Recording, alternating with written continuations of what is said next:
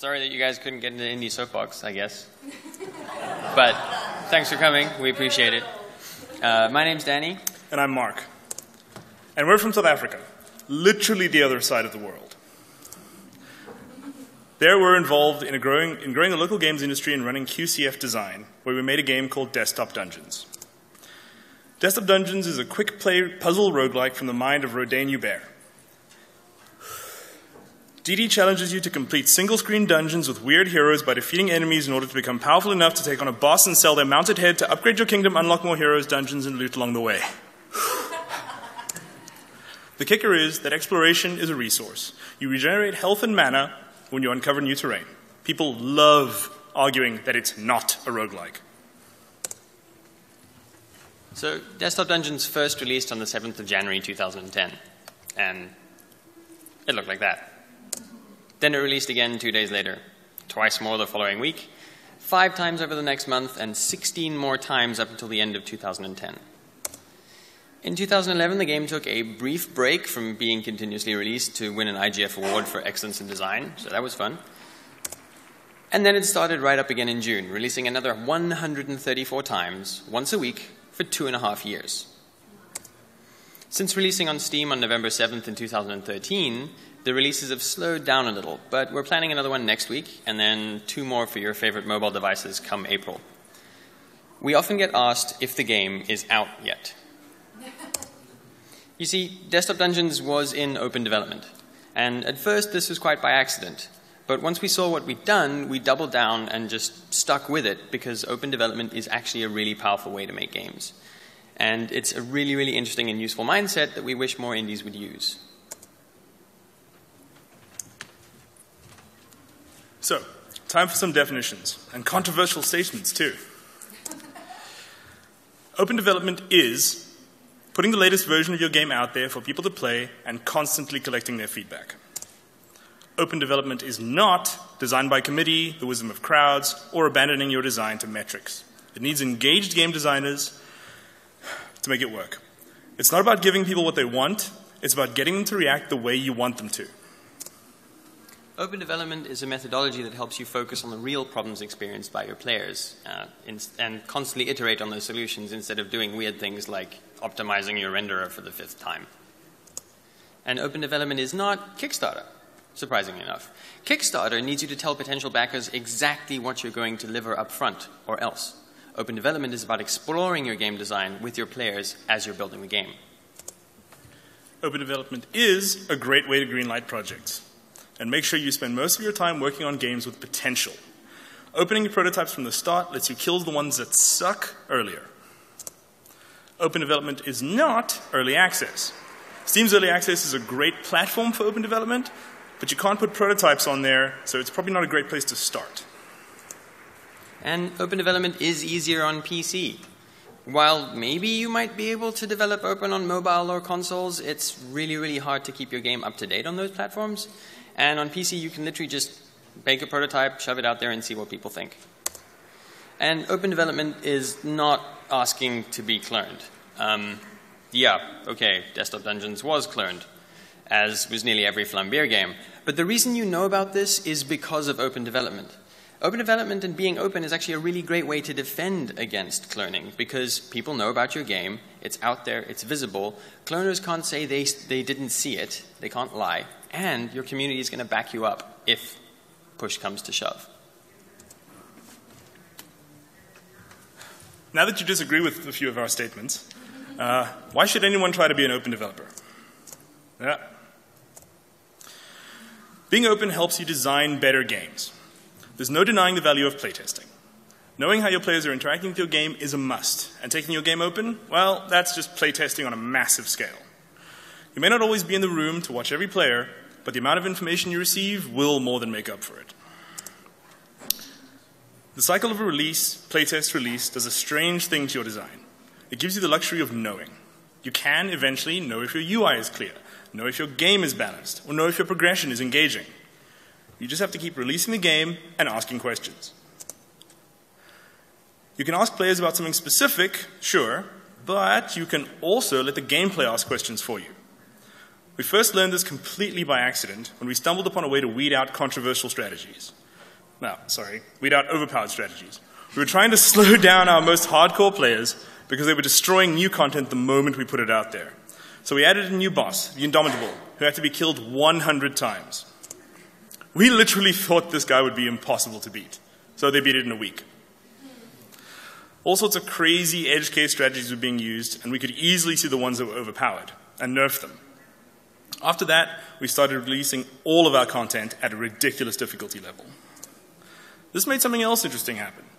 Because new stuff came out crazy difficult, our hardcore players would beeline straight for it with like new strats ready to go. And they'd try to be the first to beat the new challenge.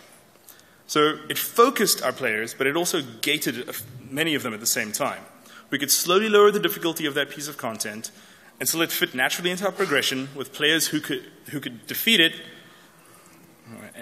Sorry.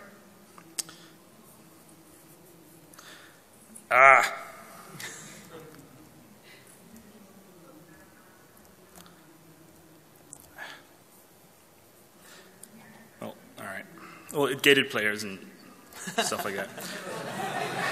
That's way too much. So having a ton of players is really useful, but you still need to be a designer. Your community doesn't know everything about your game. Being open lets you refine how you communicate with them inside of the game. We have a playable hero class called the Monk, which for the longest time we considered underpowered. Which for the longest time was considered by our player base underpowered. We knew the Monk was a good class, but we couldn't convince our players. So we made a lot of little changes. Carry on. Ignore me. It's fine. I don't exist. I'm a lie. Just get away. So we knew the Monk was a good class, but our players didn't. We made a lot of little changes, and eventually someone picked up on how to play this class, right? And they just stomped everything. They were just destroying everything in their path. But what we did is then we balanced the Monk back down, but the way that our players had been talking to each other about how to play the Monk effectively, that's now part of the description for the class.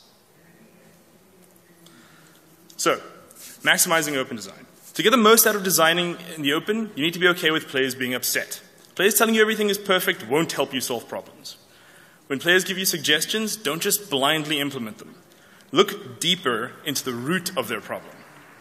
Players will ask for things that you know aren't a good idea. Learn to say no, but be ready to explain. If your game plays well but looks terrible, that's okay. You can always make it look better later. So being open also helps your marketing efforts, and it's probably everybody's favorite thing. But discoverability is one of the biggest problems you'll face as an indie, and the overcrowding in the marketplace is not going to go away anytime soon.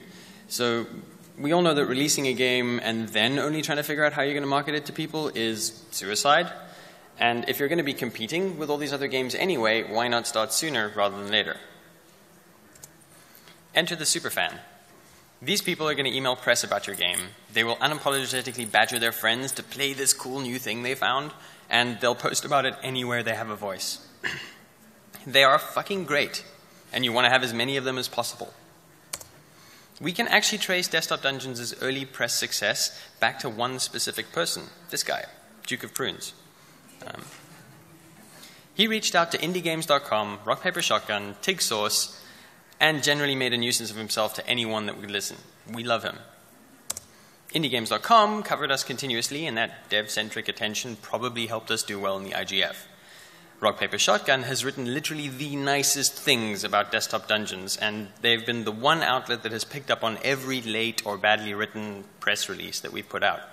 Derek Yu drew some pixel art for this weird prototype that he saw on TigSauce. He also helped us define the look of the game later on by helping us find the artist that worked on the beta for us. So you want superfans. Open development is a great way to find them. They love unearthing neat concepts, and they want to be the ones to tell the world about this thing they found. They're attracted to concepts at like prototype stage, and if the current version looks bad, they don't really care. As long as something in that prototype tickles them, they will love it. And they're in it for the long haul. They want to be there while a game is sort of growing and becoming something much bigger than when it started.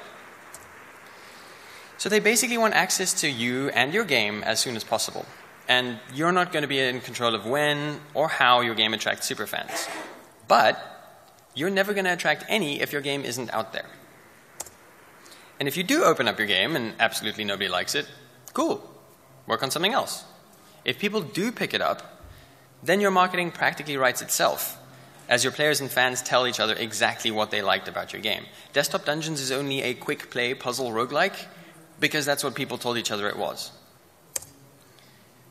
So in order to maximize open marketing, you want to do things like support the people that want to make things to do with your game, which means hosting wikis, retweeting videos, holding fan art contests. We even had a DD fan try to make an HTML5 version of the game, and it was a bit bad, so we sent him the source, and then we hosted the game for him, and it got continuously better, and now it's a great way for people to play the game.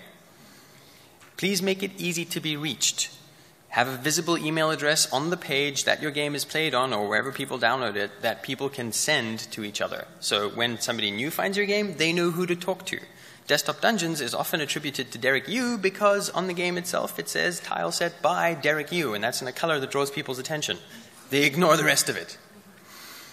Have a press kit and use alerts like Google alerts and your Twitter searches and everything else. They really, really help you find people talking about your game right now, and that's a good way to learn things. Plus, people will always enjoy having a developer interact with them on this game they're playing. Like usually, whenever we talk to people who are playing the free version, that turns into like 5 or 10 sales pretty much immediately. And that snowballs from there. Being open helps you test your game to the breaking point. So, how many machines do you have to test on? You're a dev, you know computers, right?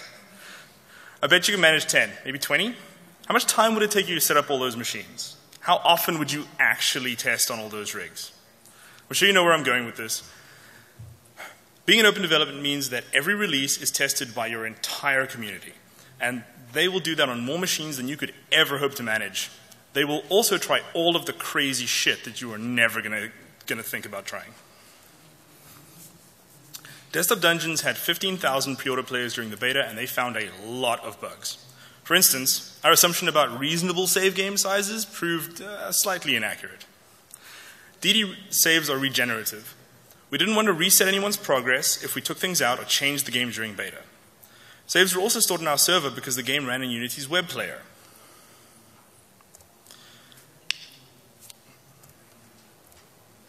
And it wasn't like the saves were inefficient. Our tests with thousands of games were stored in 2 to 3 megs, but some players were downloading orders of magnitude more than that every time, causing memory issues and timeouts and stuff. It turns out that if we hadn't been open, we'd only have seen similar symptoms months after release, when people were at the 200 plus hours of playtime, and that would have been pretty terrible. That fix is now one of just 900 bugs that's in our bug tracker that we closed before release. That much testing meant that the eventual Steam release was much smoother than expected. The contrast that we have is our Linux build, which we released after PC and Mac, and we couldn't test it on the web player. Despite being less than 1% of our total sales, more people posted post-release bugs on Linux than for PC and Mac combined. Here are some ways to get the most out of your testing. Make sure everyone is playing the latest version. There is no value in getting reports of bugs that have already been fixed. Make sure your game reports crashes back to you. Tons of players are going to play and just assume that bugs are going to get fixed. So you can't rely on everyone to report their bugs. And have a single thread or reporter for your bugs. You don't want to go trawling through your forums to find every bug that's out there. So being open often can help you get paid too. So I guess this sounds pretty awesome. But if you think about it, that might be a little bit counterintuitive. Why would giving something away for free for a pretty long time help you earn money? 2 reasons. Obscurity kills, and there are a lot more ways to get paid than you think. If you jealously guard what you're working on until it's done and release it, you're going to have to spend a ton marketing your game to people. And if you do, there's no guarantee they're going to like the thing after they see it and buy it. To us, that feels pretty risky, so we'd rather do that greenlighting thing and find out early if people like the seed of our game, and let them spread that seed to other people. If we see how many people they spread it to, we know how well it might do in the future. The free version of Desktop Dungeons is still downloaded today. Players often recommend it to other players that are on the fence, so that tends to happen quite a bit. And yes, people will get annoyed that you're charging for something that used to be free, or saying that what you're doing now is not that wonderful. But your players tend to make your day in the strangest ways. And selling your game means that you need to understand the value that players see in it. Confusion over value is at the heart of why games are marketed with these weird ancient technical bullet points and weird bargains about the price of cups of coffee or movies. If you don't know what makes your game valuable, you're going to have a hard time selling the thing. So the right time to monetize your game is when people enjoy it enough to ask you for money, or to ask you how they can give you money for it. Sorry. If they ask you for money, you've done something wrong. But every game and team is different, with different needs and different player communities and different people that enjoy the game. So there's no one-size-fits-all approach to getting paid for an open game. Exactly how you start monetizing your game is going to depend on your own development situation and what you're trying to make. And that's why so much innovation in getting paid for games comes out of games that are currently in open development or have been in open development. Maybe increasing your price as you add content is going to work for you. Or rolling your own Kickstarter tier-driven thing. Or maybe a pre-order beta or early access system would have hordes of players replaying your game. Who knows? Maybe you've got a great idea for some other way to fund your development via Patreon or itch.io or some system that we've never heard of yet because it doesn't exist. Whatever it is, I suggest treating it like everything else in open development. Build a prototype, test it, and see where it goes from there. And trying to get paid is actually what took Desktop Dungeons back to open development. Because we stopped. Just sort of before the IGF award, around that time, after a year or so of releasing the game for free, we felt we understood where we wanted to take it. And we were pretty sure that if we closed this thing and worked on it furiously, we'd finish it in a couple of months. Except by the middle of 2011, we were dead broke, and the game wasn't done yet. But it was still earning accolades. Desktop Dungeons was invited to E3 as part of the Indiecade showcase. And we had no way to get there. So in desperation, and because PayPal had literally just launched in South Africa, we started offering pre-orders just as I climbed onto a plane heading to E3. By the time I got to LA, we could afford not only the trip, but also the next year of development time. So that was a pretty good flight. Giving our fans a way to pay us only worked because we'd been open. I mean, if we hadn't, we wouldn't even have fans. So we figured that out, took the game back open again, and we didn't look back after that point. So maximizing your chances of not starving revolve mainly around waiting. So wait as long as you can before you start taking money. That way you're more likely to know what people find valuable in your game. And try and let people pay you more. The DD pre-orders had a support the devs tier that was twice the pre-order price, so instead of $10 it was $20, and more than 50% of the pre-order players bought that. And because they liked us, they liked the game. And as much as it feels like you should be trying to discount your game up front, resist the urge. Discounts are for when you can no longer change your game to make it better or to make that value more visible. So don't do weird things like releasing your game or releasing your pre-orders with like a bundle deal or something like that. That will literally kill you. Rather focus on producing the best game you can. If you need to charge more for it, charge more for it. You will get more interested players. Maybe not as many, but they'll be more interested. Hopefully we've convinced you to try out this open thing. So what do you need for open development? Well, you need something playable. You need to put your prototypes out there and see the ones that are getting the most attention and being shared. Take those ones further. You need to control your communication channels. No, you don't control the Steam forums. What you want is players coming to your site, talking to you on your forum. You probably also want the game itself to be sending you information. You need a release schedule. Having a schedule keeps you on track and gives your players something to look forward to. You need someone that loves people for playing your game. They've got to help your community grow. They have to be a gardener, not like a PR drone. If this isn't you, hire someone. You need to be flexible and capable of change. Responding to your community is going to take your game to places you never imagined. You have to be open to opportunities. And you need to get very, very zen. If someone is angry about a bug, and it's going to happen, or a payment problem or anything like that, just take a step back, breathe, and formulate a calm response. Love and tolerate the shit out of everyone. So, open development may not be a panacea for every problem indies face. But what it does offer are ways to be more efficient with the resources that you have available. Mainly by allowing a community to help you solve problems. Indie development is risky enough as it is, so anything that makes life a little bit easier is probably something that should be explored. interestingly enough, you don't have to be 100% open or streaming every second of your day to the interwebs just in order to make this work. It's possible to be as open as you're comfortable with for as long as you're comfortable with on your current project. As long as you're getting things out of the relationship with your players, everything's good. And we suspect that open development is actually going to be a large part of indie development in the future, especially for new developers who don't necessarily have reputations. And we hope you're as keen to try it after some of these things and questions that you guys might have as we are to keep doing it on our next projects. We're actually so used to being open that we gave a version of this talk last week. So thanks for enjoying the currently in progress version, and please leave feedback on the evaluations and come chat to us in the wrap-up room or ask us questions now, and we'll be sure to use that in next week's release of this same talk. So questions if anyone has them.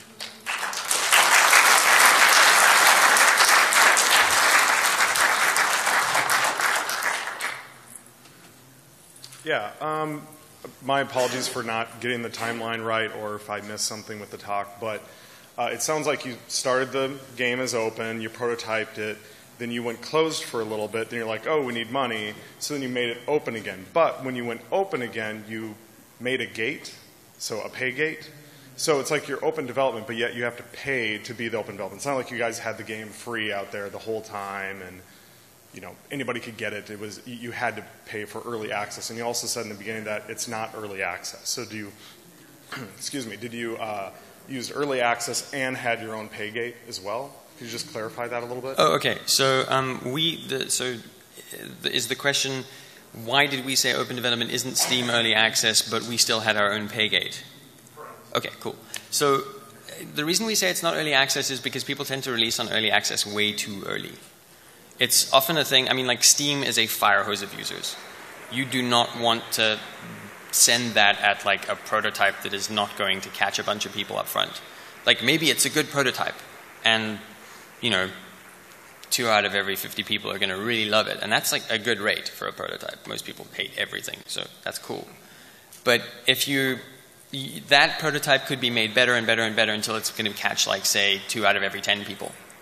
That's the stage you want to put it on early access because it's this fire hose of users.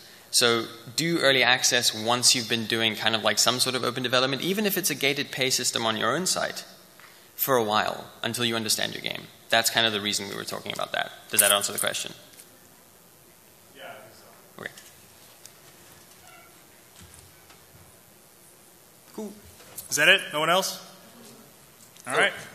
Just to preempt one question that's probably going to like bounce around a bunch of people's heads, you can make a narrative-heavy game open. Oh, controversial. You totally can. It's just maybe you don't open it to game players. Maybe you open it to people who are on a writing forum. Or maybe you open it to other people who are focusing on narrative. There are communities that you can use. There are places that you can test things on. In fact, these days I would say it's probably a really good idea to make a narrative game open because with inclusivity and diversity and everything else being such a big focus, as a single writer, you're not going to be very good at that. And it's best to get more voices and more people playing and looking at your story and everything else you're focusing on. So try and make narrative stuff open. I think it would be interesting. Cool. And yeah, thanks for coming to our talk instead of the soapbox.